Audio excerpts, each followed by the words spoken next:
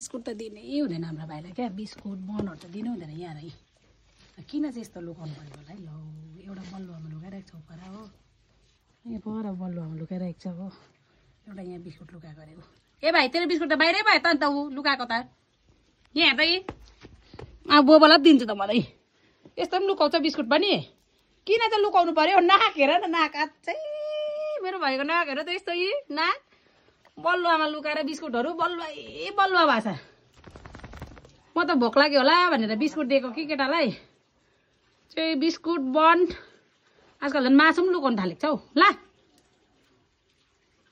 न पोपालाई दिन्छु ल जी मुख त हेर यो केटाको हजुर किनिन त दिन्छ मामले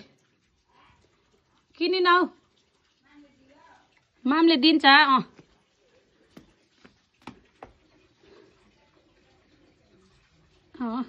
अस्ति पनि दियो हो अब कति माग्नुहोस् न बोबालाई दिउँ बोबालाई दिउँ कि उता बाहिरको केटाहरूलाई दिउँ बाहिरको केटाहरूलाई दिउँ कि बोबालाई दिउँ यस्तो लुकाउँछ बिस्कुटहरू छ केटाले नाक हेर न अझै मेरो भाइले बिस्कुट लुकाएर हेर्दा नाकहरू अझै त्यो बलुवा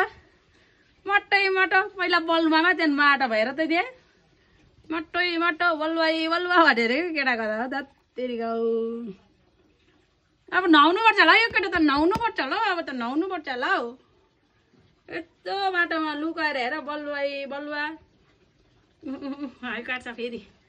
जुङ्गा भने बाघ जस्तो देख्छ यो केटालाई त चिटुवा जस्तो देख्छ यो केटालाई त चितुवासँग पो लडाइँ पो खेल्छ अरे यस्तो नानीहरू त चितुवासँग पो लडाइँ खेल्छ अरे म त चितुवालाई जित्दिन्छु नि म भन्छ त भोटे चितुवासँग लडाइँ गरिदिन्छु म भन्ने त यस्तो नानीहरूले गाड गर्छ अरे फेरि हो चितुवासँग लडाइँ खेलिदिन्छु म भन्ने त एउटा बिस्कुट त्यो माटोमा लुकाएको उठाइदिए अब जो भाइलाई दिनु पर्यो जो भाइलाई दिइहाल्नु पर्यो भाइले दिएको बिस्कुट यहाँ चाहिँ एउटा चाहिँ यहाँ लुकाइरहेको छ है भाइ साथीहरू मेरो भाइले चाहिँ नि मासु हो